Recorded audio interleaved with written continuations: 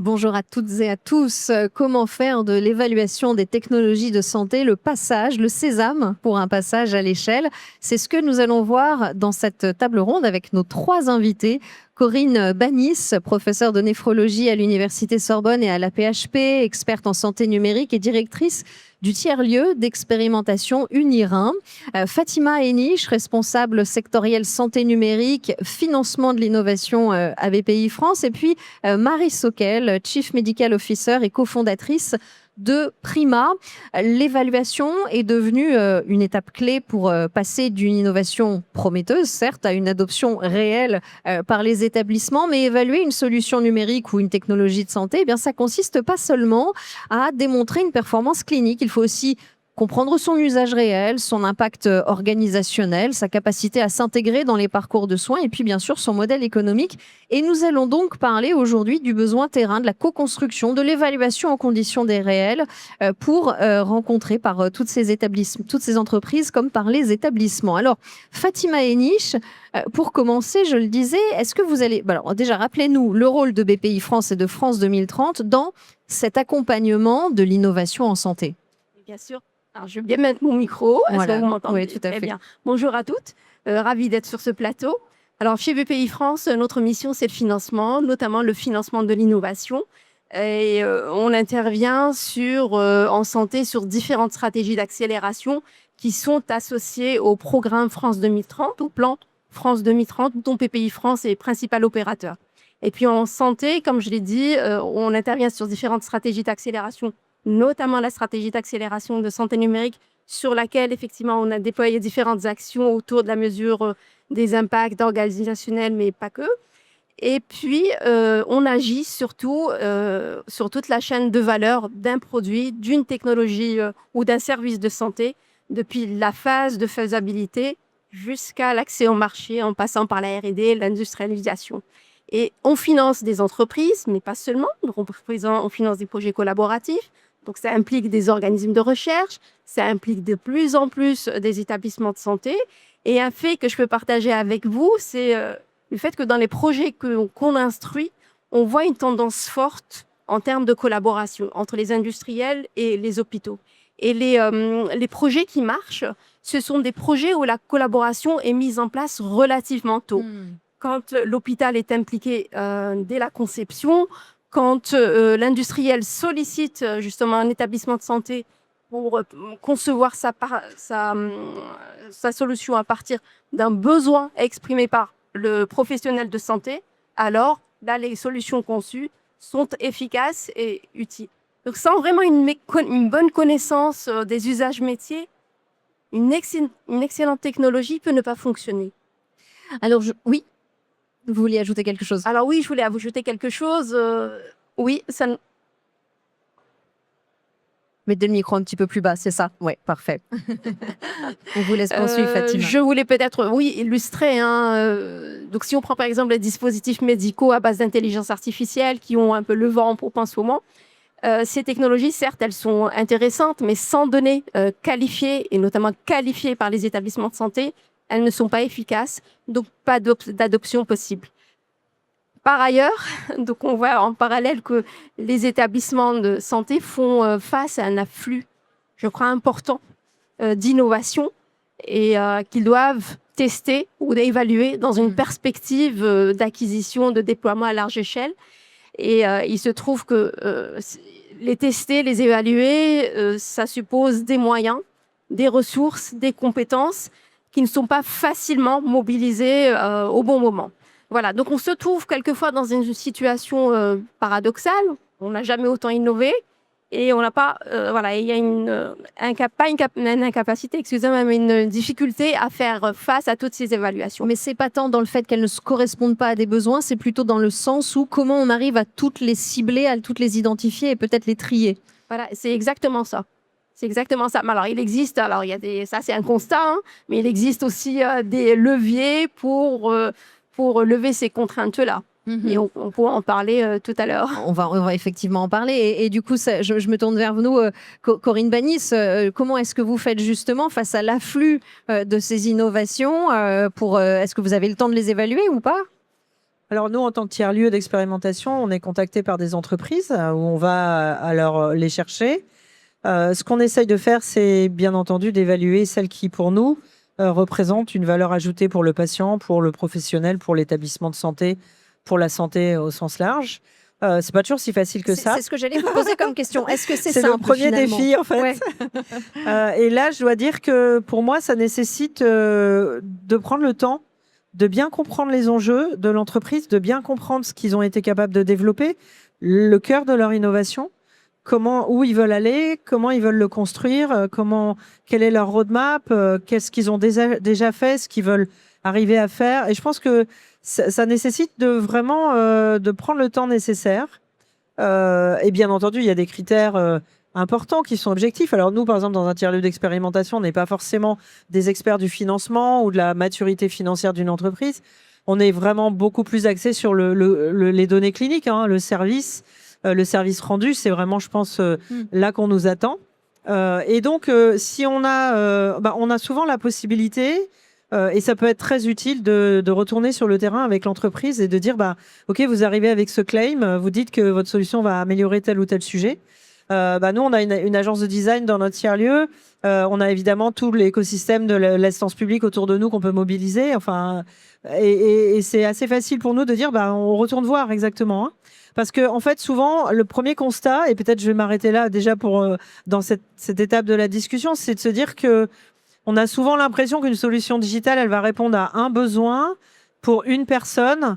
En fait, c'est jamais comme ça que ça marche. On intervient, on vient bousculer un écosystème. Et donc, c'est pas une personne qui est touchée, c'est toute une cascade d'acteurs. Et ça, très souvent, et c'est pas de leur faute, les startups et les entreprises, ils ne peuvent pas aller envisager toutes ces questions-là parce qu'ils sont pas dans l'écosystème. Et même s'ils ont en interne dans leurs entreprises, comme c'est le cas de Marie par exemple, une expertise clinique parce il y a des médecins, des professionnels, etc. C'est tout l'écosystème qu'il faut aller challenger. Et donc c'est pour ça que ça peut être intéressant dans un premier temps de se dire, on se prend par la main et puis on retourne sur le terrain et on va voir en vrai, en situation réelle, finalement, comment on challenge le besoin que l'entreprise propose de couvrir. Et ça en soi, déjà, c'est une étape qui nous paraît vraiment super importante. J'ai forcément envie de vous entendre, Marie Sockel, sur ce que vient de dire Corinne Banis, puisque vous avez donc cette double vision de médecins et d'entreprises innovantes. Comment est-ce qu'on arrive à appréhender tout cet écosystème et aller cibler un besoin ? Oui, alors c'est très complexe. Honnêtement, moi je trouve que j'ai la chance justement d'avoir la double casquette médecin et entreprise, donc d'avoir cette expertise parce médicale. Que je vois maintenant ce qui se passe du côté des industriels. Et en fait, quand on parle d'évaluation, d'abord, il faut juste avoir en tête qu'il y a plein d'évaluations. Enfin, il faut vraiment différencier différentes strates d'innovation. La première strate qui est obligatoire pour tous les industriels, qu'on suit tous, c'est le marquage CE. Donc, il faut qu'on garantisse la sécurité du diagnostic. Donc, on va faire des évaluations pour ça. Et ça ne dit rien sur les performances cliniques. Et tout le monde se met d'accord là-dessus. Le marquage CE, on vérifie la sécurité du dispositif. Donc, ça veut dire juste que nos dispositifs, quand les professionnels de santé l'utilisent, ça garantit la sécurité de l'utilisation. Ça met en danger, ça ne met pas en danger ni le patient, ni le système. Donc, ça, c'est la première étape. Oui. Indispensable, hyper complexe. Je rappelle quand même, juste pour une petite parenthèse, que les dossiers d'instruction pour marquage CE mettent en général 18 mois en ce moment pour obtenir le marquage. Alors un petit peu moins, un petit peu plus selon les années, mais ça reste quand même extrêmement long. Et quand on parle d'innovation comme l'intelligence artificielle, 18 mois, aller vite, bien rien sûr. que cette première étape, 18 mois, ça pose quand même question. Bon, après, il y a effectivement d'autres étapes où effectivement, les tiers-lieux d'expérimentation vont intervenir très fort. Ça va être, la première étape, c'est pour le coup d'évaluer l'impact clinique. Quel est l'impact pour le patient ? Bon, c'est une vraie question. Honnêtement, personne ne sait vraiment comment faire. La Haute Autorité de Santé se pose beaucoup de questions aussi. Et nous, les industriels, on se retrouve aussi à essayer d'inventer des nouvelles règles, etc. On parle d'impact pour le patient. Dans le cadre des diagnostics qui embarquent l'intelligence artificielle, on parle de diagnostic de cancer, par exemple, en anatomopathologie. L'impact pour le patient, ça nécessite des études très longues. De suivi de patients, etc. Donc ça, qui est capable de payer ces études, c'est pas évident pour des petites startups. Puis après, effectivement, les études d'impact organisationnel, voilà, qui est embarqué dans l'utilisation de l'innovation pour le système de santé, comme les hôpitaux. Alors, OK, il y a le médecin, les secrétaires, etc. Donc, il y a plein de gens qui sont potentiellement impactés. Il y a les hôpitaux, mais il y a aussi le service libéral. Il ne faut pas oublier qu'en France, on a un double système. Donc, comment on fait des expérimentations en ville, c'est pas toujours évident. Et enfin, il reste le Graal absolu que tout le monde attend. Il nous faut des études médico-économiques. Sans ça, on n'a pas de remboursement. Là, les études médico-économiques, c'est encore le niveau du dessus. Il nous faut des économistes. C'est des études extrêmement exigeantes pour montrer que l'utilisation du dispositif permet d'avoir un gain pour le système de santé, pour que la Caisse nationale d'assurance maladie accepte de rembourser nos dispositifs. Et ça, voilà, on arrive à des strates extrêmement difficiles pour des entreprises qui sont essentiellement des start-up, qui n'ont pas de financement pour ça. Qui va financer? Il ne faut pas oublier que derrière nous, on a des investisseurs qui, eux, ne peuvent investir que sur le risque, sur un risque limité. Et quand on a autant d'étapes à faire pour un remboursement qui est franchement pas encore engagé de la part de la Caisse nationale d'assurance maladie, en fait, quasiment personne ne le fait. Parce qu'effectivement, vous le soulevez très bien, derrière cette question de l'évaluation, il y a la question du remboursement. On peut contourner ou pas? En fait, c'est comme ça que s'insère dans le système de santé, ça peut être une problématique, s'insère dans le système de santé beaucoup d'innovations. En tout cas, en intelligence artificielle, pour nous, le fer de lance qu'on voit, c'est l'imagerie et notamment la radiologie. Donc, qu'est-ce que font les entreprises dans ce secteur-là? Elles sont obligées de s'insérer sans évaluation, sans remboursement, puisqu'elles n'ont pas de remboursement pour le moment. Elles s'insèrent directement auprès des professionnels de santé. Les radiologues, s'ils gagnent du temps, ou les urgentistes, ou d'autres professionnels de santé, s'ils arrivent à gagner du temps en utilisant les dispositifs, ils l'achètent et ils le font tout de suite. Mais du coup, personne n'a rien évalué et on se dit juste que c'est le système le plus facile. Et pour le moment, c'est une vraie question. Il faut c'est vrai que je fais aussi un petit élargissement. Dites-moi. Que tout le monde se coordonne pour savoir exactement comment on évalue en tant qu'industriel nos dispositifs. Mais deuxième chose, c'est que nos évaluations, elles sont limitées à la France. Nous, on parle de l'échelle européenne pour la plupart d'entre nous. On a besoin que le marché européen soit fiable et qu'on puisse adresser nos dispositifs partout en Europe. Mais on a le même système que la France, différent dans chaque pays. Et c'est insoutenable pour les industriels de payer tout ça et de mettre en place ces évaluations médico-économiques dans chaque pays. Alors merci, parce qu'on a un tableau très clair des difficultés rencontrées par les entreprises sur ce sujet de l'évaluation. Donc j'ai envie de vous entendre et que vous réagissiez toutes les deux. Fatima Aynich, peut-être sur déjà le financement. Qui finance ces études et ces évaluations? Alors, je partage.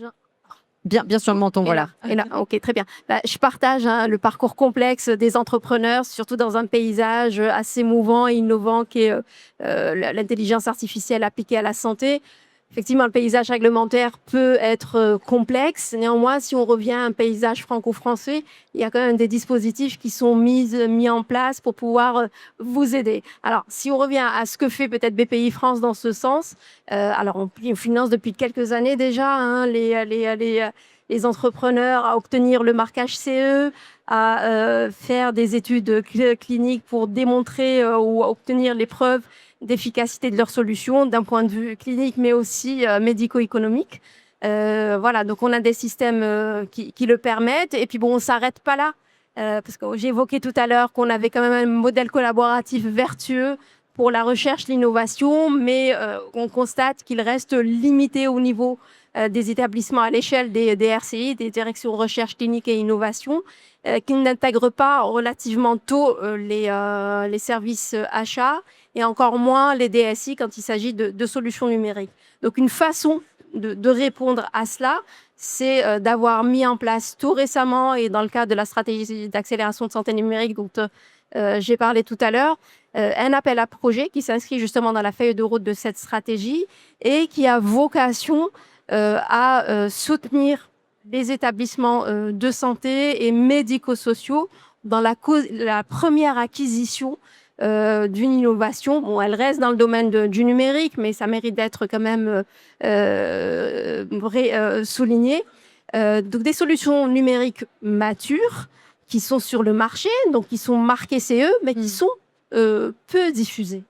Et l'idée derrière cette action, c'est de pouvoir évaluer en conditions réelles donc les impacts organisationnels une fois les bénéfices cliniques démontrés, liés au déploiement de ces solutions à l'échelle d'un établissement ou d'un groupe d'établissement, d'évaluer aussi l'adoption à l'usage par les utilisateurs et aussi les cas d'usage pertinents. Donc, est-ce qu'on reste dans le périmètre de l'imagerie radiologique ou autre? Je ne suis pas certaine. On voit quand même de belles innovations qui se déploient.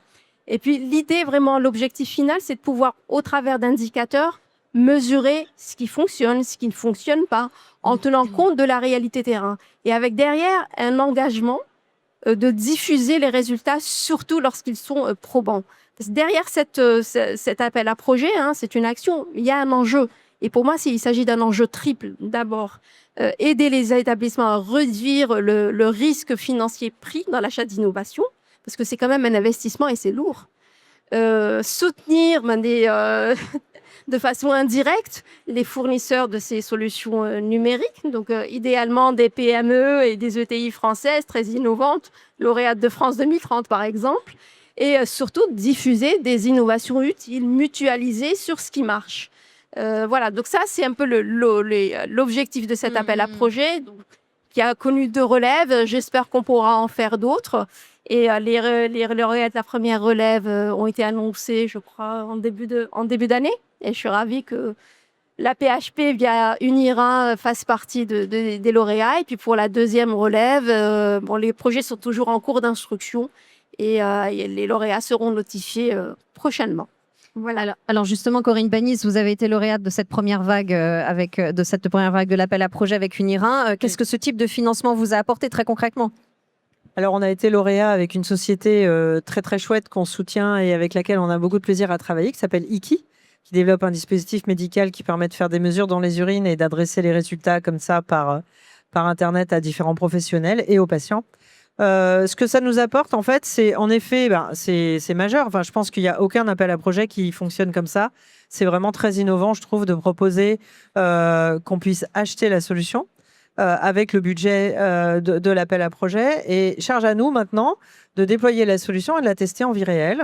Et puis, on a bien compris et on est très engagé sur cette question que Fatima vient de souligner, qui est à la fin, il va falloir partager le feedback de ce qu'on a comme conclusion, de ce qu'on a pu démontrer, diffuser les résultats. Et on est tellement engagé dans cette question-là, tellement pensé que c'était important et utile, qu'on a un partenaire dans cet appel à projet qui travaille avec nous et qui va être là pour représenter un espèce de jumeau numérique du parcours de soins qu'on va déployer avec cette solution, de manière à ce que d'autres établissements qui auront des critères de nombre de patients ou X ou Y, Z différents puissent également se faire une petite idée de comment ça pourrait se déployer chez eux. Parce que ce qu'on a compris quand même avec notre petite expérience, malgré tout, des tiers-lieux, mais ce qu'on a déjà compris, c'est que, et ça rejoint ce que disait Marie sur l'évaluation, quand on fait l'évaluation dans un écosystème donné, par exemple l'assistance publique, ça va pas du tout se passer pareil quand on va tester la solution ailleurs. Et en fait, on croit toujours que l'évaluation,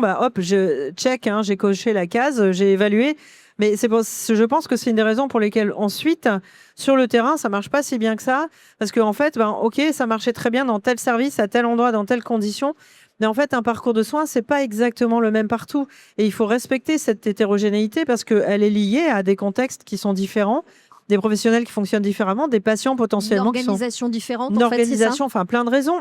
Et en fait, l'enjeu et la difficulté, c'est évidemment de se dire comment est-ce qu'on peut évaluer une solution ici, mais aussi avoir des pistes de réflexion pour essayer d'envisager comment ça va pouvoir se déployer là-bas. Parce que ici et là-bas, ce sera peut-être pas exactement pareil. Et pour autant, pour l'entreprise, c'est un enjeu très important. On peut pas lui signer un blanc-seing en disant nous, en tant que tiers-lieu, on a évolué votre solution à la PHP, donc ça va marcher partout.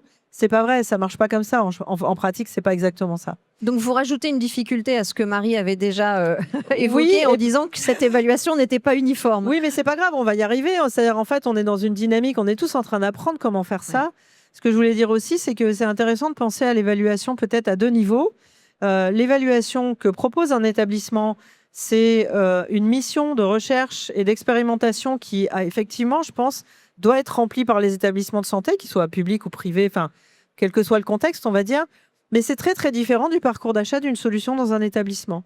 Et en fait, d'une part, les entreprises, quand elles arrivent, elles pensent que parce qu'elles sont évaluées à la PHP, forcément, derrière, il y aura un achat. Donc, c'est une des premières choses qu'on leur dit. Attention, faut pas. C'est deux sujets différents. Et ces deux sujets différents, évidemment, pour un truc très simple, c'est que votre solution peut être parfaite, elle peut cocher toutes les cases d'une solution qui répond au claim initial et qui remplit le contrat auquel elle s'est engagée. Mais pour autant, ça ne veut pas dire que l'établissement a besoin de cette solution autentée. Ça ne veut pas dire que dans son écosystème, elle coche les cases d'un déploiement pour X raisons qui vont bien au-delà de l'évaluation qu'on va pouvoir proposer. Donc en fait, j'ai envie de dire que quelque part, il y a deux circuits différents à construire. Et tout ça, c'est en construction. Il y a un circuit qui est comment les établissements de santé, les cliniciens, les professionnels deviennent des experts de l'évaluation digitale en santé. Et là, moi, je trouve que c'est merveilleux de s'occuper d'un tiers-lieu parce que je pense qu'on a vraiment une mission là-dedans, à apprendre à faire ça. Et deuxièmement, il y a aussi l'évolution interne des établissements qui consiste à structurer différemment leur réflexion autour de l'achat, s'agissant d'un achat d'une solution digitale. Pourquoi ? Parce qu'aujourd'hui, on a fonctionné complètement différemment parce qu'on n'achetait pas la même chose. On achetait des logiciels et donc ça c'était géré par les DSI. On achetait des outils qui n'étaient pas digitaux et c'était géré par la GEPS ou des médicaments. Il y a toute une réflexion interne, notamment à l'instance publique et ailleurs, pour réorganiser ces process d'achat. Et c'est en cours et ça va nous permettre considérablement d'avancer et parce que ça va répondre davantage aux besoins des solutions que les établissements de santé ont besoin d'acheter. Donc, en fait, on voit bien qu'il faut remettre en cause les modèles existants et imaginer autre chose. Marie Sockel, vous avez candidaté, je crois, à l'appel à projet développé à Impact DNM, développé par DMN, oui, c'est ça, par BPI France. Comment est-ce que vous envisagez, vous, par rapport à ce temps long, par rapport à ces différences d'évaluation, par rapport à ce que Corinne vient d'expliquer, qu'on peut répondre à un besoin, mais c'est pas pour ça que ça va être acheté. Comment est-ce que vous vous positionnez? Comment est-ce que vous imaginez la suite finalement? Et qu'est-ce que vous apporterez cette aide de BPI France? Puis c'est vrai que je le vois bien parce que moi je suis médecin aussi et je me dis je suis en train d'évaluer mon dispositif dans tel hôpital grâce à l'appel à projet. Bon, je sais très bien que ça marchera bien pour cet hôpital, on aura des preuves pour cet hôpital qui est peut-être reproductible dans des autres hôpitaux et c'est souvent des CHU.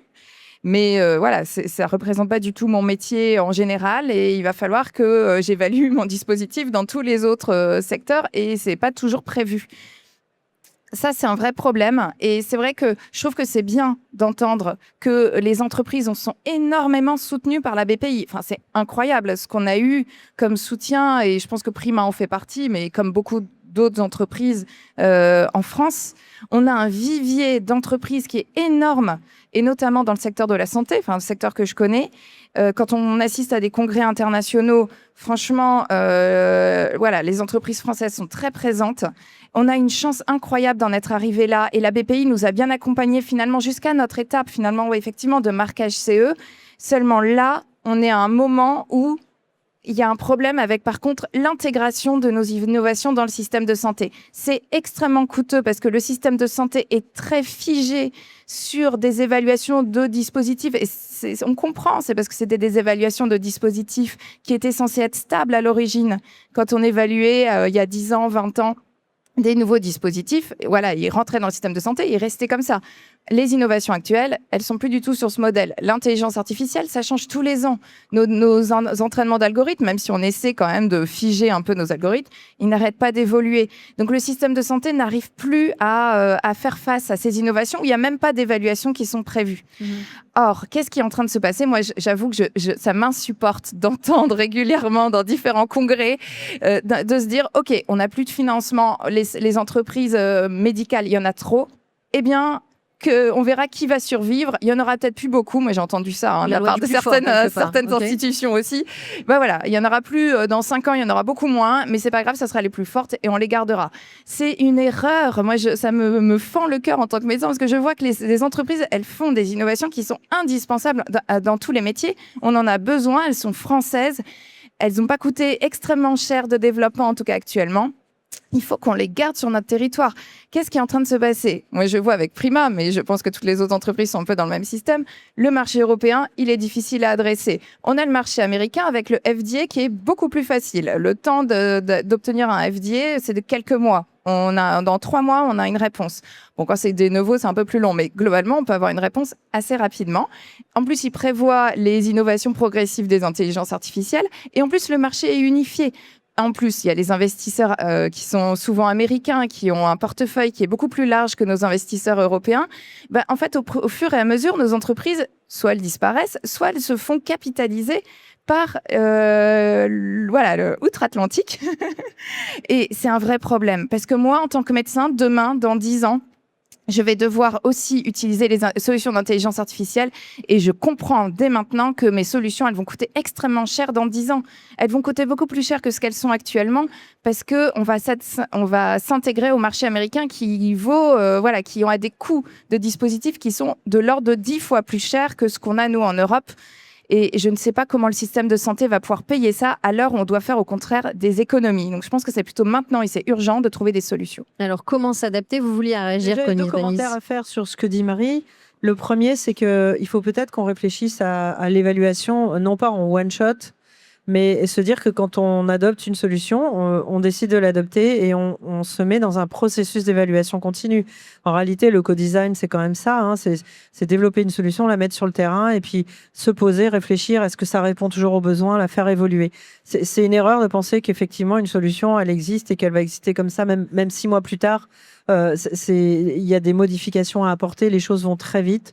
Et donc, je pense qu'il faut... Ce qui serait intéressant, c'est vraiment d'arrêter de penser à l'évaluation comme une barrière qu'on a levée définitivement, mais un peu comme les plans de gestion des risques. C'est-à-dire pour les médicaments, on a réfléchi maintenant à un suivi post-market, à de l'accompagnement une fois que le médicament est sur le terrain. C'est un peu différent, mais l'esprit est un peu quand même ça, de se dire on pourrait aller plus vite à accepter une solution sur le marché, mais s'engager à l'évaluer de manière continue, parce que c'est ça la réalité de la vie. La deuxième chose que je voulais dire, c'est que, et c'est plus pour rebondir au nombre de solutions digitales, c'est très riche de voir toutes ces entreprises qui arrivent avec des solutions digitales, mais nous, parfois, dans le tiers-lieu, on a un peu envie de leur dire, mais mettez-vous ensemble, quoi. Parce que 3 solutions qui font la même chose et qui n'y arrivent pas, parce que... Et ça, c'est une démarche qui est difficile à proposer aux entreprises, qui est difficile à accepter pour eux, parce qu'ils ont tous l'ambition de pouvoir avancer seuls dans leur propre écosystème, et on les comprend. Mais il y a quand même une réflexion à avoir en termes de parcours de soins et pas simplement en termes de solutions digitales. Et c'est-à-dire, moi, je vois trop de solutions digitales qui répondent à une petite partie du parcours de soins et qui auraient largement intérêt à débouler sur le marché en disant, nous, on adresse un parcours de soins et on est plusieurs à le faire. Et peut-être que ça, c'est une réflexion qui n'est pas suffisamment développée, mais je ne sais pas. Peut-être Fatima Henich pour conclure. Oui, je voulais juste réagir par rapport à un commentaire à la remarque de Corinne. Si on peut harmoniser par exemple les évaluations hospitalières pour qu'elles puissent ensuite aider peut-être les instances réglementaires à définir un cadre harmonisé pour toutes les entreprises. Et puis pour encourager peut-être Prima, Marie, l'entreprise est une véritable pépite, donc il ne faut pas vous décourager, continuez. Il y a le marché peut-être international qui s'ouvre à vous d'abord, mais effectivement, le temps d'arriver vers le marché français, bon, il faut s'armer de patience et de détermination. Et je crois que vous l'avez. Merci beaucoup pour ce mot d'encouragement qui sera le mot de la fin. Merci pour votre participation à cette table ronde sur l'évaluation des technologies de santé et le passage à l'échelle. Merci, Zif.